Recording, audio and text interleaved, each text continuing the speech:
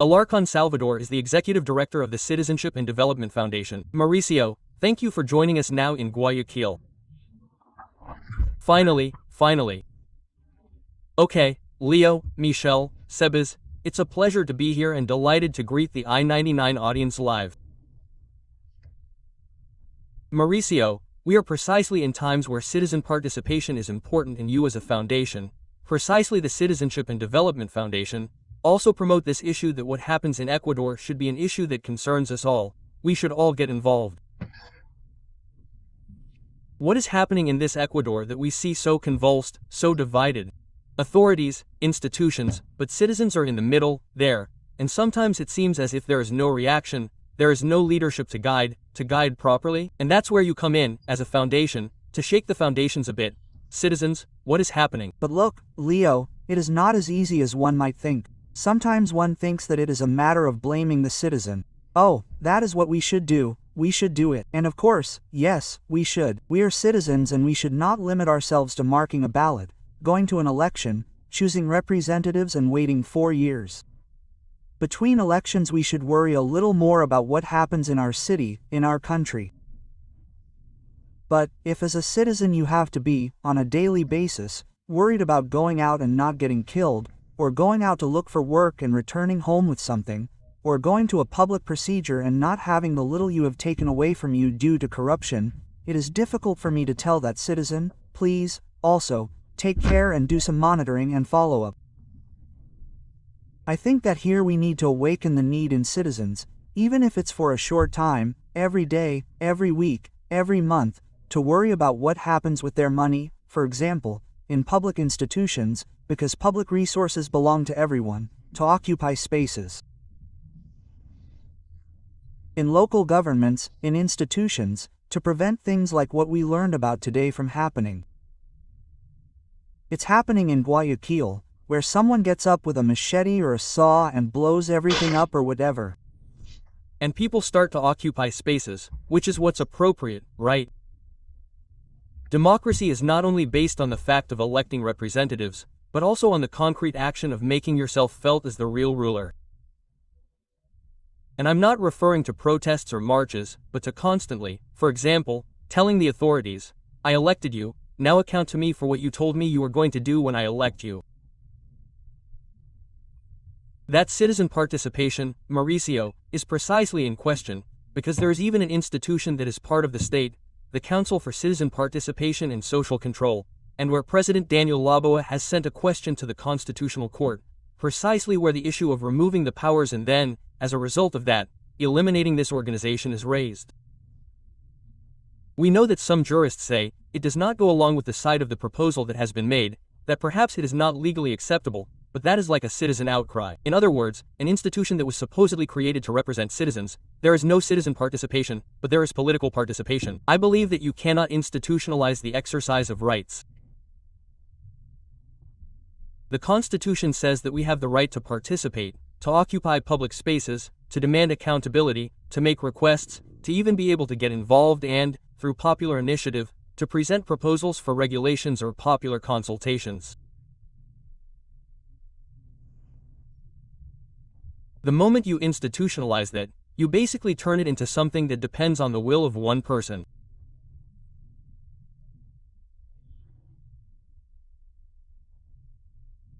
And what we have seen during the 17 years in which the Constitution has been in force, which will be completed on October 20th, is a group of people who neither do nor let others do anything. A group of people who say they are more focused on appointing authorities through competitions that are neither transparent nor meritocratic, and who are now not even capable of doing that.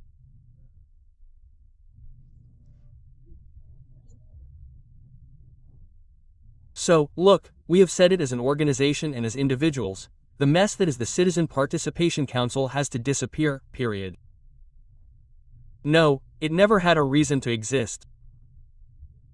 The processes for appointing authorities in Latin America and the world go through a system of checks and balances, which is being proposed in a better way than what the government of Guillermo Lasso did at the time, and now in the case of Daniel Noboa. But the elimination of the council, and those of us who want it eliminated, are making this call for attention, must follow due process to avoid, I would say, that later on those who go home as a result of the poorly done elimination end up suing us and we paying them compensation, right? Correct. For not having done the constitutional thing for them to leave. Michel Maffei has more concerns. Then, Sebastián Diaz. Mauricio, thank you very much for being with us. Now, yes, let's start here in Guayaquil. I would like to talk about the CPCS, the Citizen Participation Council, which in the end did not end up being a Citizen Participation Council, but a participation council of, so to speak, political parties, because all the councillors, for better or worse, are implicitly behind, you could say, a political power or someone who has political interference and who got there. In theory it sounded very nice, in practice it ended up being what it is. Now, what worries me is that in question number 3 of the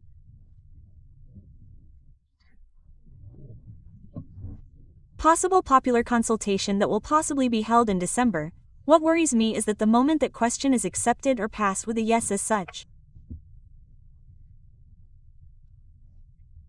the ongoing processes will be eliminated. In other words, what will happen with the designation processes, for example, of the prosecutor? So the prosecutor has not already been chosen.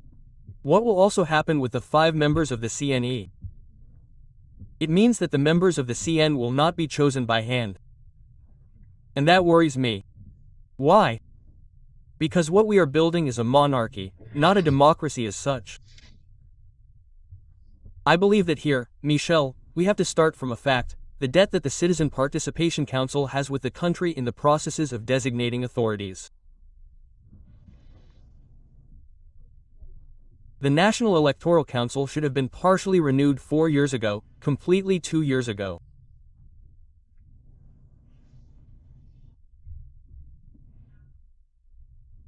The current members of the institution in charge of organizing elections are not only in office, but they will almost certainly continue there until 2027.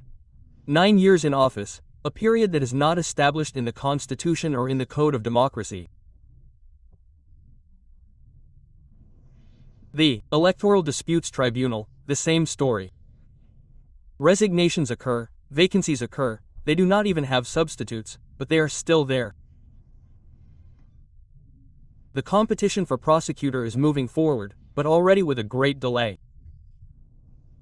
The renewal of the judiciary, which is not a competition, is moving forward, but with a delay of almost 8 months. What else do we have to wait for then? Or is it that the Citizen Participation Council in its current composition was purposely biding time for Novoa's question to come? Failure to comply with the functions established in the Constitution for this. I am not going to go into the substance of the question because the court will be in charge of deciding whether it is viable or not or what corrections need to be made. It is a constitutional obligation. I am concerned about issues like the ones you mentioned, a provision out there that says everything will be suspended if this is approved and we will start over under the same regime. It is not possible that the members of the Participation Council might also say, we are halting everything so as not to waste time, resources or wear people down, until we see what happens with the consultation, which would not surprise us, because that type of pretext has already been used before to keep the country in the institutional instability that we are in now. Now I would like to ask you another question, specifically about the possible referendum in December.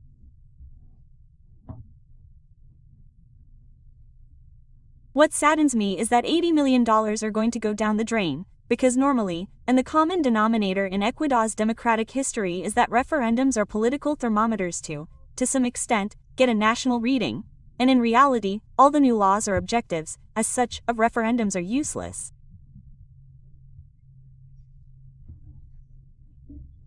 In other words, some laws even end up being worse for the country. Well, this referendum should motivate us to go to the polls again, or do we really not need it? Let's start from the fact that we have to go to the polls as an obligation at this time, because there are 2 issues that, following the process established by the Constitution and the court, and that have been resolved by the National Assembly, Ecuadorians have to pronounce themselves on, ratifying or rejecting. 1. The lifting of the prohibition on the establishment of foreign military bases in the country, and the second,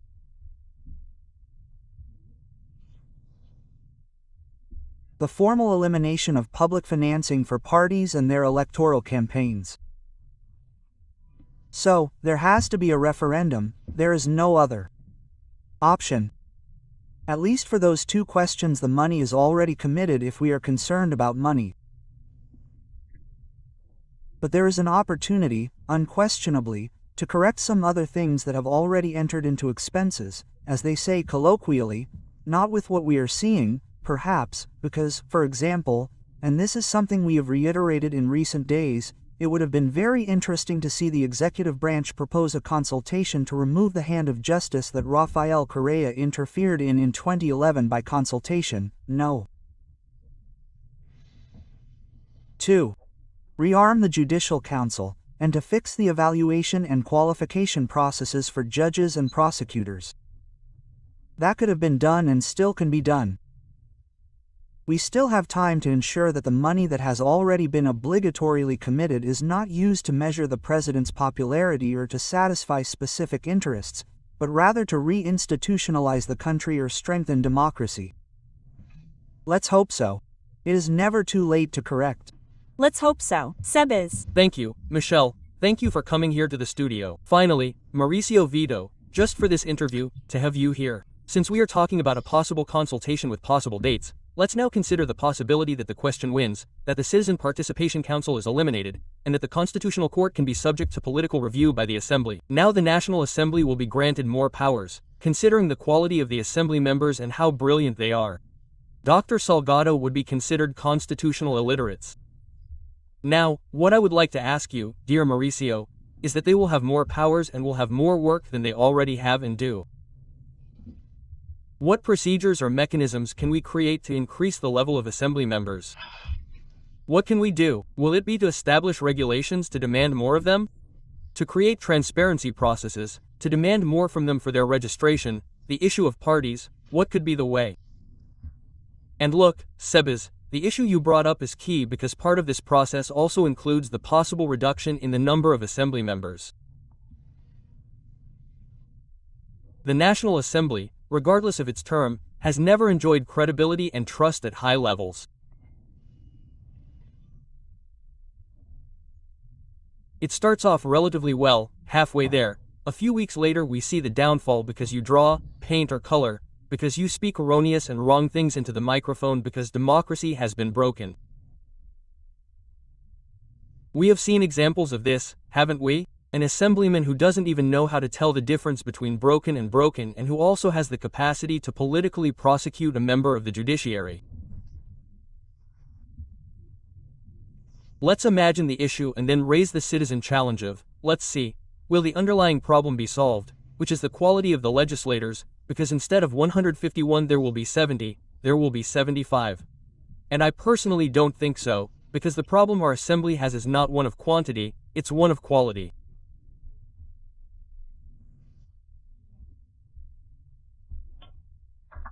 And quality is corrected when the origin of the poor quality of representatives is corrected, which are the political parties and movements, who put in the son of a leader, the sister of another, the wife of I don't know who else, as filler, and just in case, let's also cross-reference the substitutes, or if you pay for my campaign, brother, you come as my substitute, or if you do this.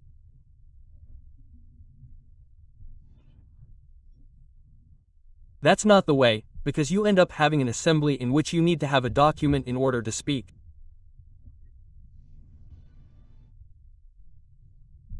You are incapable of reading it in something as basic as offering condolences, which is absurd, or you are unaware of such elementary issues as legislative procedure and parliamentary practice. So, the underlying problem is the one that has to be addressed, and that is that of political parties and movements that assume responsibility for the country by putting qualified people in charge. Look, many people say, oh, the past was bad, the party. Remember all the terms that were used. Even the political parties in the 80s that were seen as despicable, corrupt, made an effort to put forward good candidates. People who at least had the ability to grab a microphone and speak without picking up a piece of paper and read or debate live and in contrast ideas with sparks. Now, what worries me personally and what you say, look at those people, whether they are 70 or 151, I insist, electing authorities or impeaching the Constitutional Court, without knowing even the most basic content of the Constitution itself. So, that's when we face a huge challenge ahead.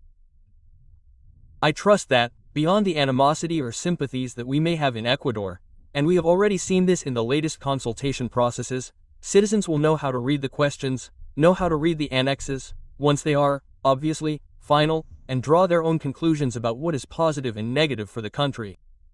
That's right, and those condolences that the assemblyman sent, first Elbero confused and second he sends condolences to the gentleman's mother, right? And unfortunately he repeated it like 18 times in 1 minute, and sent condolences to Mr. Ural's mother, who passed away 3 decades ago and then fell asleep. Now I would like to ask you, was he the questioner in the impeachment trial in which he fell asleep? Be careful.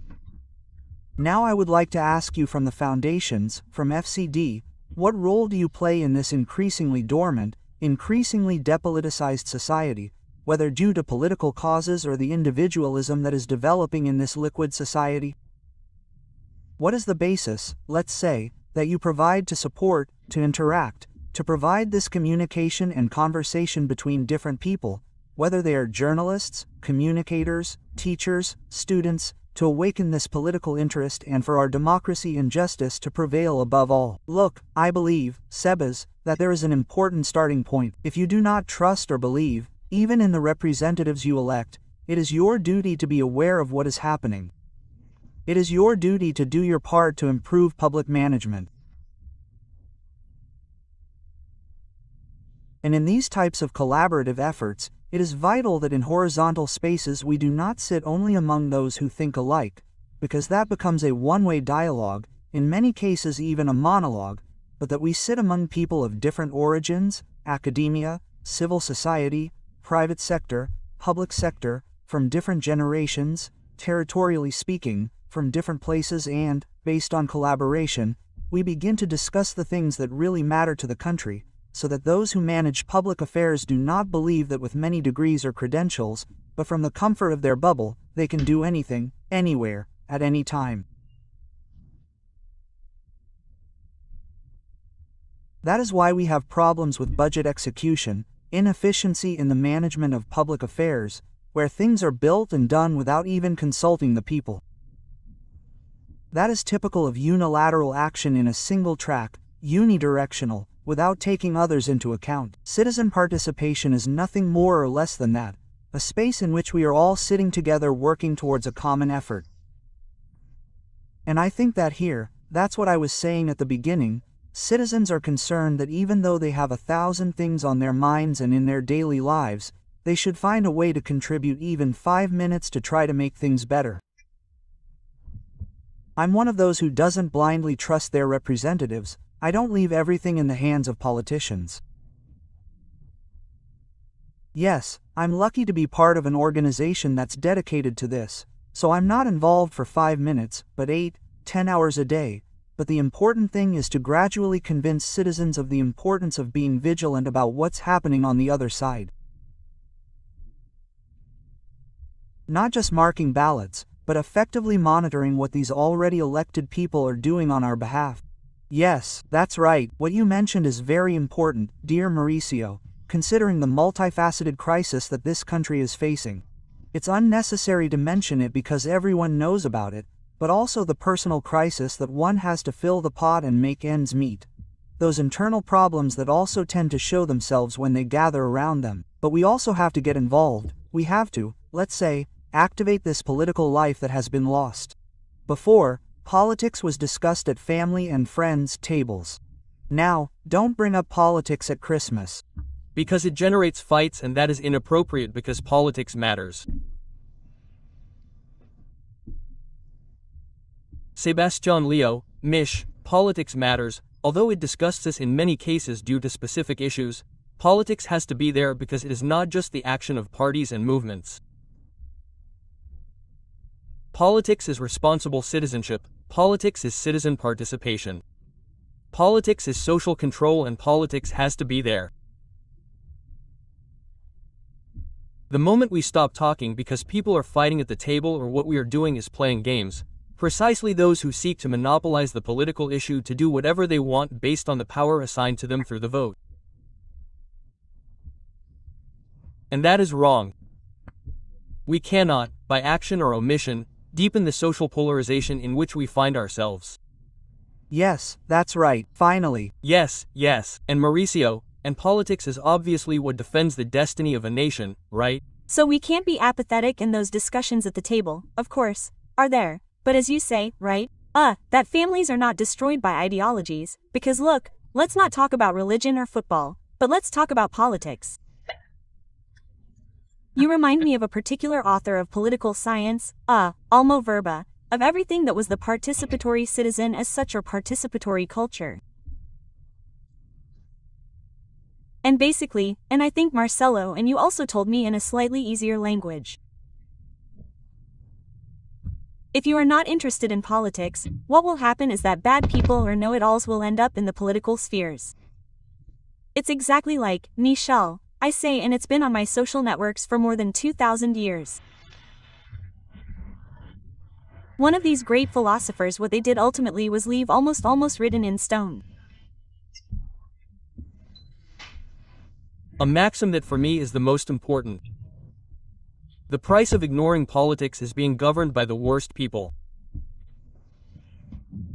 If we believe that doing politics is marking a ballot, let's not complain about what comes next. So, again, the price of ignoring politics is being governed by the worst people, to get involved, to worry, to seek change ourselves. It's not wrong to elect representatives, and it's not wrong to make mistakes when choosing us either. What is wrong is electing them and then sitting back and waiting 4 years to see if I reward them with another term or if I elect another to see how it goes. Because that's when we go from one stumble to another, from one election to another without finding a direction and deepening those problems that continue to be identified as priorities by the country.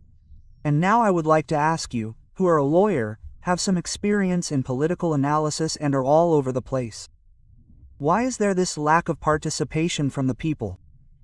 Or why, let's say, do people no longer want to know about politics or the news? That happens around your family, in your neighborhood, in your city, in your country. While there are several causes that many people present, such as the breakdown of the traditional family, although empirically it is very low, but metaphysically it is something very important. The issue of people who no longer read, who are not interested in learning about the history of their country or who their ancestors are.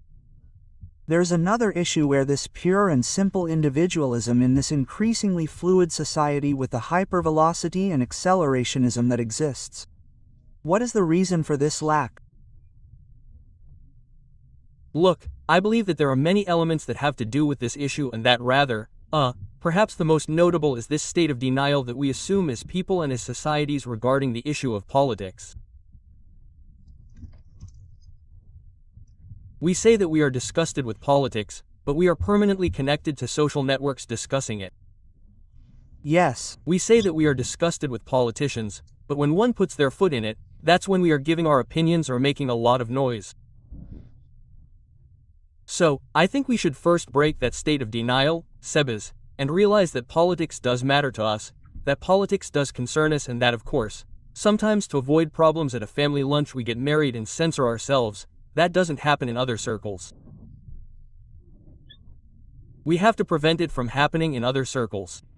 It's up to us to change politics too. Yes, Mauricio, exactly, thank you very much, right? And precisely regarding politics, we want to have the live press conference at this time between President Donald Trump and Vladimir Putin, right? Who are precisely paving the way for peace in Ukraine. I don't know if you can confirm it. I don't know if we have production. We still don't have it. We're already trying to get the signal there. I think we already have the images, right? We have audio with a pragmatic commercial translation. Between Russia and the United States, and I would like to say something in conclusion. I should remind you that in 2022, during the last contact with the previous administration, I tried to convince my American colleague at the time that the situation should not reach a point of no return in terms of hostility.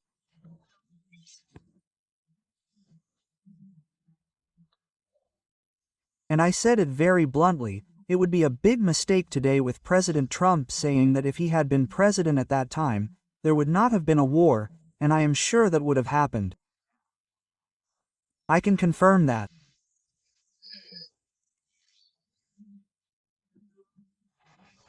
In general, President Trump and I have forged a positive relationship, and I have every reason to believe that if we continue on this path, we will reach an end to the conflict in Ukraine very soon. Thank you. Thank you very much, Mr. President. Your words were very profound. We had a very productive meeting. There are many points on which we reached agreement. Two very important points that are not fully resolved, but we have managed to make progress. There is no agreement until an agreement is reached. I will speak shortly with Loden. I will speak with all the important actors. I will tell President Zelensky about today's meeting. Ultimately, they're going to have to agree to what's been put forward in the discussions with Marco, Steve and other members of the Trump team, Scott and John Arcliffe. Thank you very much. But they're excellent leaders who've done a phenomenal job. We've also had excellent representatives from the Russian trade sector. They all want to do business with us. We're the most dynamic country in the world. We've done it in a short period of time and we're eager to open the doors to trade. We've certainly made substantial progress today. I've always had a fantastic relationship with President Putin, Vladimir Putin. We've had some very difficult meetings. They were marred by the fallacy of Russia, Russia, Russia. But he understood it, and I think he's seen similar things throughout his career. He's seen it all, but we've had to deal with that fallacy. He knew it was a lie, and so did I. It was a criminal act, but he certainly knows all the things we've had to deal with. But when this is over, we have a good opportunity. To put it briefly, I'm going to make a few phone calls to recap what happened, but we've had an extremely productive meeting, lots of points of convergence. There are a few points that remain outstanding. Perhaps the most important one where we have a good chance of getting there. It's very likely that we will.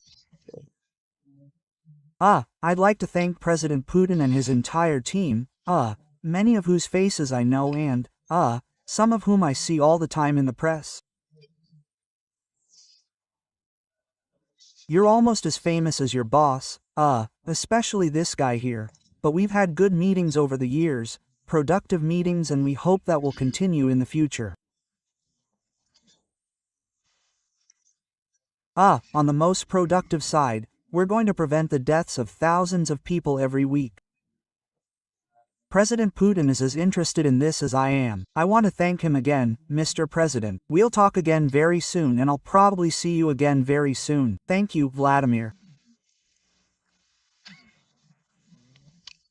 Next time in Moscow. Oh, that's interesting. Well, it's possible. Thank you very much, Vladimir, and thank you all. Thank you.